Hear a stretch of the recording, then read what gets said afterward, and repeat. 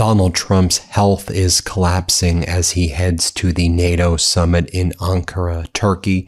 It's not that he is losing it. He has lost it. His cognitive and physical health rapidly has deteriorated before our eyes. Now, state regime media is panicking, and Fox hosts are trying to make excuses for it. Let me show you what was going down on Fox. Then I'm going to show you the things that Donald Trump has been doing and saying. I want to then show you what some governors are saying about Donald Trump's cognitive collapse. Let me just show you this, though, before Fox. Donald Trump struggling to get up the stairs as he was heading to the NATO summit. We saw Donald Trump talking about wanting to steal the NASDAQ and New York Stock Exchange bell that he rang earlier in the day while bragging that more people watch him on TikTok than Taylor Swift. I'll get into some of that and why that's also a sign of potentially dementia, according to some experts in their opinion. But first, here they were on state regime media saying, "Don't you dare say that he has dementia. Don't you dare." Here, play this clip. Governor Pritzker, you have said repeatedly that the president has dementia. Why do you say that? Right. You know, not, do you think the president has dementia? Like, seriously, what's wrong with him? Yeah, it's like JB Pritzker's like, I'm not a doctor. It's like, you need to go to a doctor. Like, I want to see what this guy's A1C is. I want to see what his cholesterol level is before he's diagnosing everybody else. I mean, if President Trump today was doing an interminable speech. It's like, God bless the new Teddy Roosevelt library, because Lord knows Joe Biden's never going to have one. So we may as well posthumously give them to everybody else but him. So whenever he does something like this, he sort of negates the point that people like JB Pritzker are trying to make. And also JB Pritzker and that mentality, that fight Trump all the time with everything we have, he's the reason we have this progressive groundswell. Good job, JB back ribs. Here's another clip from state regime media where they were saying that as well. Let's play it. I also think, as the fact that most Americans know someone with dementia, it's a real cheap shot, and he's really wrong. Because on Trump's worst day, he's 10,000 times more sharp than that Stay Puffed. It's really annoying. And this is from Jesse Waters recently. And Jesse Waters said, you can't be a dictator with dementia. It just doesn't work out that way. Here, play this clip. You can't be a dictator with dementia. You can't suspend an election and then forget you suspended an election. Trump didn't need note cards to know who Hillary Clinton was. And the guy has the longest memory of anybody. He remembers every slight, every name, every statistic. The man is a lot of things. He does not have dementia. Now, before Donald Trump got on the Qatari Air Force One to head to Ankara in Turkey, Donald Trump held a deranged press conference outside of the Oval Office, where he claimed that Nicki Minaj ran the Small Business Administration and that Nicki Minaj was a cabinet member of his. He confused Nicki Minaj with Kelly Loeffler, who's his small business administrator. And by the way, she's the worst at it. She's, a billionaire and a horrible person. And so is Nicki Minaj. But he said, Nicki Minaj, she runs the SBA. What do you mean Nicki Minaj runs the SBA? Here, play this clip. Jeff is great, and he's married to a person who's doing a phenomenal job at the SBA. Small business. Nicki Minaj, who's so incredible. They call it small business, Nicki, but when you add it up, it's bigger than any bank probably in the world, right? I don't know. Larry, it's right up there. Small. It's not small business, but she's done fantastic. And then you can hear Donald Trump after the weird press conference that was also in the Oval Office, speaking with Michael Dell. And this was a press conference about the so-called Trump stock accounts. And this was manipulating the Dell stock, in my opinion, and making the Dell stock go up like 4 to 5%. But then Donald Trump referred to the questions that he was being asked as questions intended to kill him. And Trump goes, every question is a kill. You know that. Every question is a kill. Those are kill questions. What do you mean they are kill questions? People are just trying to understand what the heck is going on. Like the fact that war was breaking out in the Strait of Hormuz, that you're lying about the strategic petroleum reserves, that you're manipulating the price of Brent crude, that You claim that things are cheaper when they're far more expensive. But here Donald Trump is saying they're going for the kill. And then you'll hear Michael Dell's like, sir, we don't have a helicopter. We have a delicopter. Like they talk to him like he's a 2-year-old. Here, play this clip.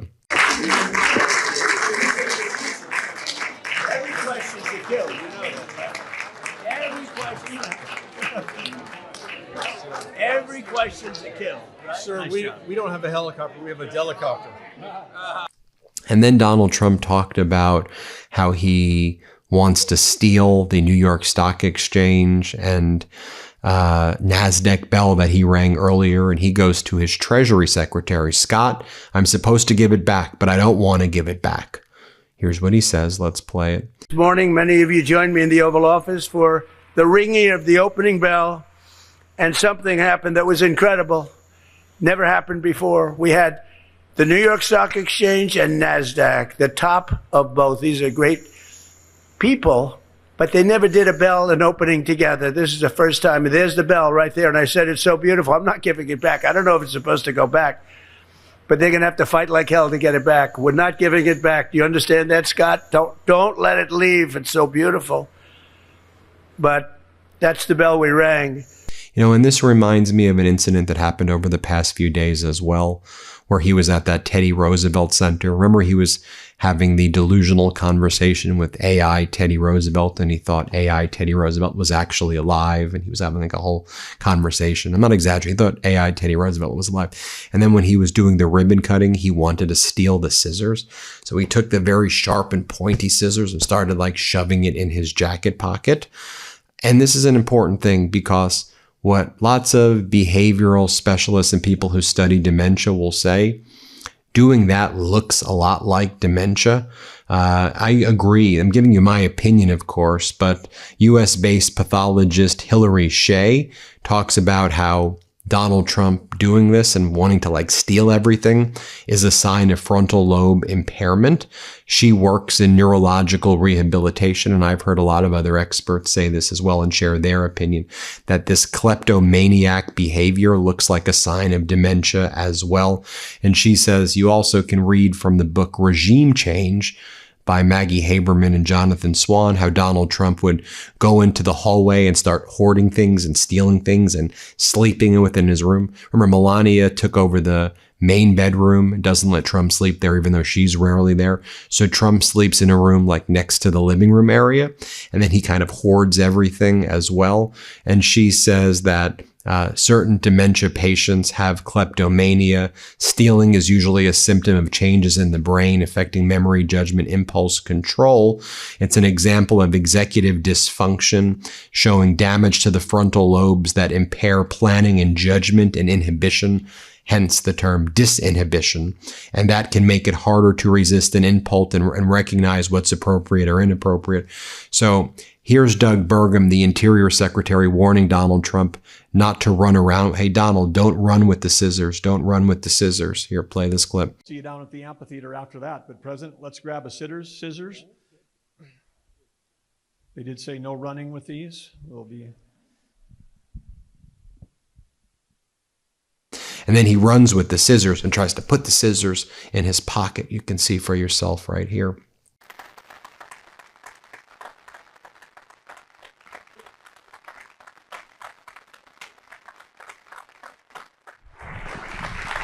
Thank you all. We'll see you down at the amphitheater. Let's go, North Dakota.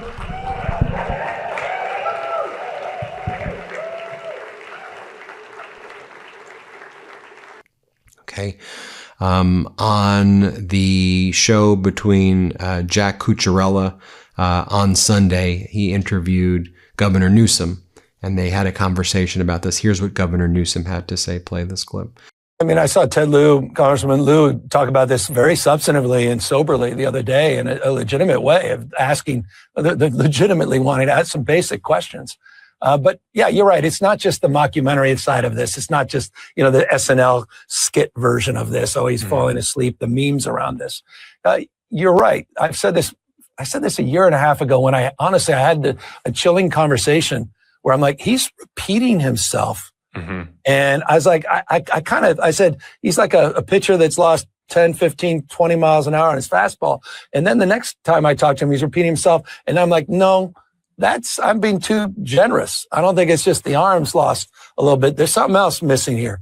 And if it were anyone else, or frankly, had we not had the contract, I think the Biden stuff, makes people a little more careful, cautious of playing a little bit of that politics around this and left versus right. And so I think he's graded now on a new curve. And your point is we need to get around the curve and try to, I think, look behind the curtain a little bit here. What the hell is going on in terms of his cognitive health? And obviously, look, that's a real life thing. That's sober. Yeah, I mean, it's not a joke. It's real serious stuff. Yeah, that gets into judgment. It gets into Iran. It gets into all the BS. I mean, the fact that the fact that he might actually believe what he's saying about things that are just by definition untrue, and demonstrably so. And so it's not just spin. It's not just delusion. It may be something more deeply rooted, more deeply concerning. Here's more of Donald Trump struggling to get up the stairs, trying to get on Qatari Air Force One. You can see how slow he's going right there. And then when Donald Trump gave that press conference, he talked about how his rich friends aren't able to stop crimes of passion. Trump says, this is a pretty sick thing for someone to say. He goes, I've been able to stop lots of crime, but not crimes of passion. And he says, to my rich friends out there, you probably know something about crimes of passion. And remember, Donald Trump is an adjudicated sexual predator. He's been found civilly liable by a federal jury of sexually assaulting a woman. And he's on audio bragging about sexually assaulting women. He says, you're rich, you get away with it. And then he talks about getting away with crimes of passion here, or people know, or rather he says, this group probably knows something about crimes of passion. Let's play this clip. The only thing we have a hard time stopping is a crime of passion. Do you know what that is, anybody? Was anybody in? This is a group that probably knows something about crimes of passion. But the crimes of passion we can't do much about. And then when he was describing Washington, D.C., he creates this fictitious scenario where he said, before I was president, people would go up to the restaurants in D.C. like the Wild Wild West, and they said, this is a stick-up, give me your money. This is a money. This is a stick-up, give me your money. Here, play this clip. You can't get, if you're an entrepreneur, a restaurateur, you can't get a restaurant. There's nothing available. The restaurants are packed. They used to go in and rob the restaurants. You'd feel safe in a restaurant. It was like the old Wild West. They'd say, stick them up, give me your money. The whole restaurant is handing them money.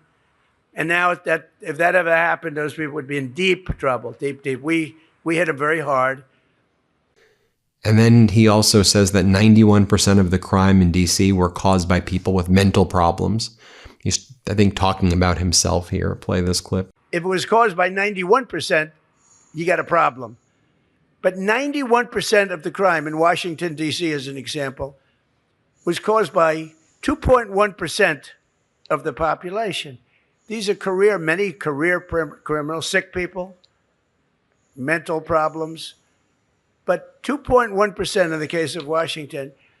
He then said he didn't know what the Strait of Hormuz is. Let's play it. The Strait and the famous Strait of Hormuz, nobody ever heard of, but that is some big money machine, I'll tell you what, when you look at the numbers, Michael. And then he brags that more people listen to him on TikTok than Taylor Swift, which is not true, but this is the kind of demented thing he's saying. About 2 days ago, the new numbers just came out. You know who the number one person in TikTok is by far? Trump, me. I just got, I'm number one. Like Taylor Swift was number 11. I'm number one in TikTok by far. And then he goes and talks about how he's drone proofing the ballroom, and that his ballroom's actually a super secret military installation that got exposed through the lawsuit, but it's a drone port and all of this. Here, play this clip. But we were able to get 921 people in, and this will hold many times that numbers of people without the tables as seats, and bulletproof, drone-proof, missile-proof in many cases, and beautiful at the same time, and a big military component, including on the roof, a drone port. Can you believe we have a drone port? And it's like no other. So we're doing a great service. It's great national security. We also take care of a need. Every president said, this is crazy. And then he brags about his uncle. My uncle was a big nuclear guy at MIT. He knew nuclear than just about anybody. What do you mean your uncle was a nuclear guy at MIT? What are you talking about? Why are you talking about that now in 2026? He knew more about nuclear than anybody. No, he didn't. This is weird lies. Here, play this clip. So 2 or 3 years ago, and then I saw my uncle was a big nuclear guy at MIT. He knew nuclear better than anybody, I think. Anybody in the world, probably. He was the smartest guy. He was at MIT, the head.